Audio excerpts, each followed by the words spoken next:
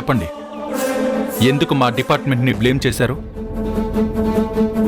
ఎందుకు మీ కూతురి ఆచూకీ కనుక్కోమని మా మీద ఒత్తిడి తెచ్చారు? ఎందుకు ఈ నాటకాలు? నిషాని ఎక్కడ దాచిపెట్టారు? నన్ను, నా డిపార్ట్మెంట్ని మీరు చాలా తక్కువ అంచనా వేశారు. మా నెట్వర్క్ మాకుంటుందని మీరు మర్చిపోయారు. నిషా బ్రతికే ఉంది. ఎక్కడ దాచిపెట్టారు? నన్ను అడగండి, నేను చెప్తాను. ఓ, మీరు కూడా ఉన్నారా సార్? ప్లీజ్ రండి రండి. చాలా ఆశ్చర్యంగా ఉందే. మీకు మాట్లాడే అవకాశం కూడా ఇస్తున్నారా ఈ మధ్య? సరే చెప్పండి, నిషాన్ని మీరు హాస్పిటల్లో కలిశారా లేదా? కలిశాం.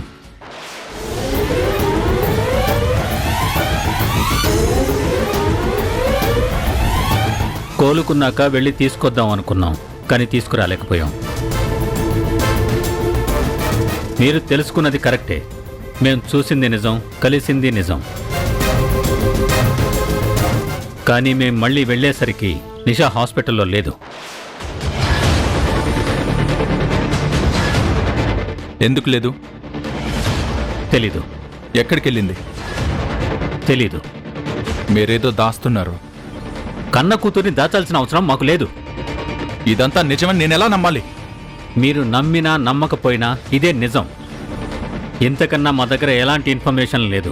మీ కూతురు మళ్ళీ కనిపించకపోతే పోలీస్ స్టేషన్లో కంప్లైంట్ చేయాలి కదా.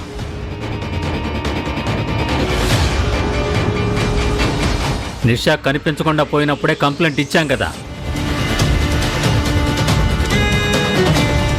అదే రిపోర్ట్ మీద ఎంక్వైరీ చేస్తారని వదిలేశాం. అవునా? మిమ్మల్ని చూస్తే చాలా జాలిగా ఉంది. ఎందుకు? కన్న కూతురు కనపడకుండా పోయిందనే దిగులుతో మీరిద్దరూ చిక్కి శల్యమైపోతున్నారు. తిండి తిప్పలు మానేసి షాపింగ్ కాంప్లెక్స్లు, బ్యూటీ పార్లర్లు అంటూ ఈవిడగారు తిరుగుతున్నారు. బిజినెస్లు, మీటింగ్లు అంటూ మీరు తిరుగుతున్నారు. ఇంతటి దయనీయమైన పరిస్థితిలో మీరున్నందుకు నా ప్రగాఢ సానుభూతిని తెలియజేస్తున్నాను.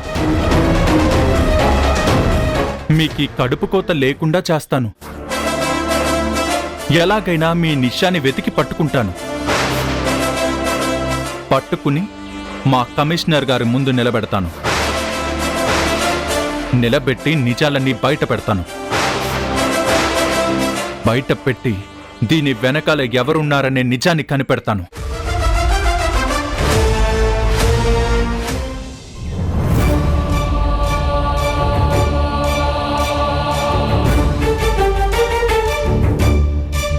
అదేంటి, ఇంటికి తాళం ఉంది, ఎదురుగా వీడున్నాడు. ఉష ఎక్కడికి వెళ్ళి ఉంటుంది?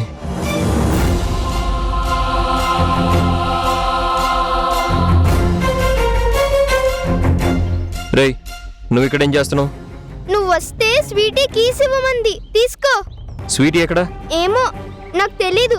బాయ్. అయినా పెళ్లి రోజులా మర్చిపోయావు. నేనే నయం. Bye bye.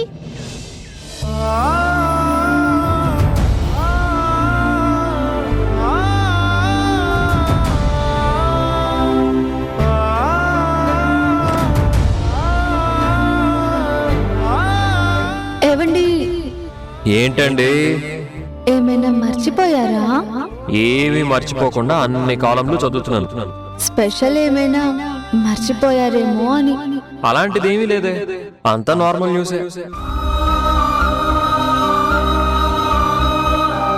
నేను నిజంగా ఫూల్ని. యానివర్సరీని ఎలా మర్చిపోయాను? ఇప్పుడు ఏం చేయాలి?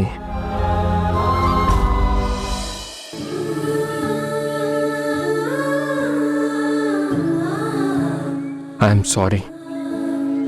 మ్యారేజ్ డే రోజు చెప్పాల్సింది హ్యాపీ యానివర్సరీ అని, ఐఎమ్ సారీ అని కాదు.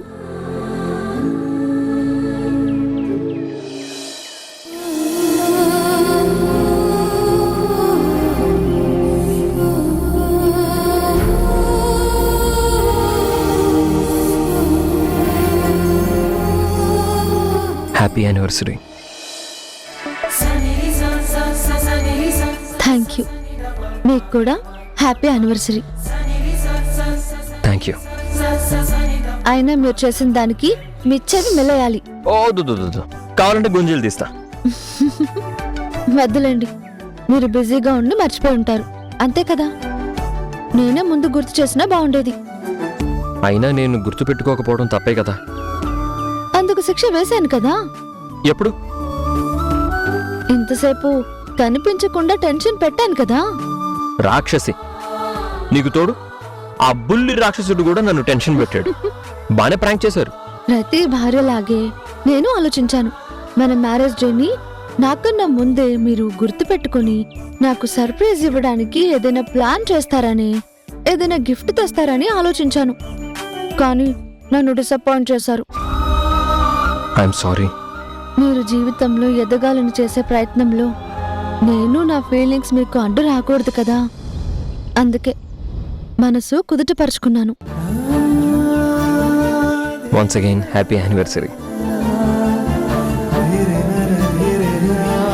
థ్యాంక్స్ అండి. Thank you so much.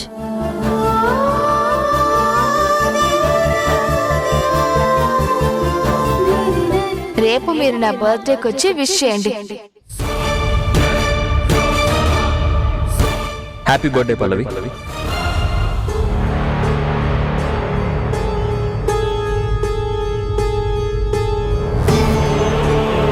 నీకు తెలుసా నేను ఎక్కడికి వెళ్ళాను?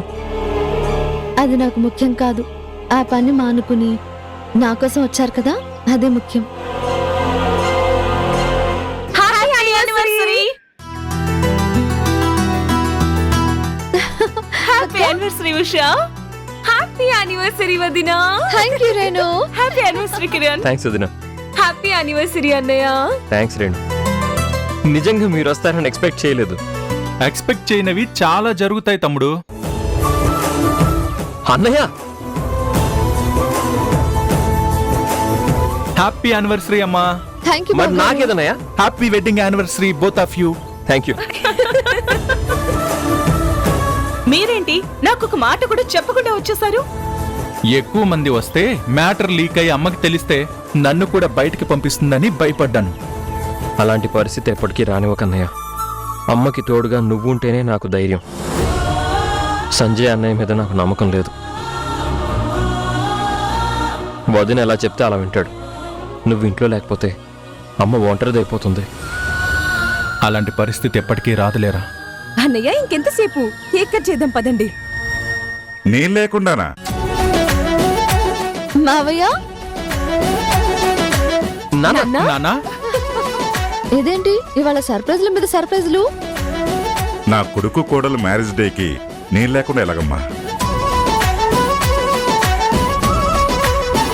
చల్లగా ఉండండి. లేమ్మా లేరా. రే మాకు కాళ్ళున్నాయి, మాకు కూడా దండం పెట్టొచ్చు. అన్నయ్య నాకు కాళ్ళున్నాయి. నీకైతే కాళ్ళు ఇరుగుతాయి.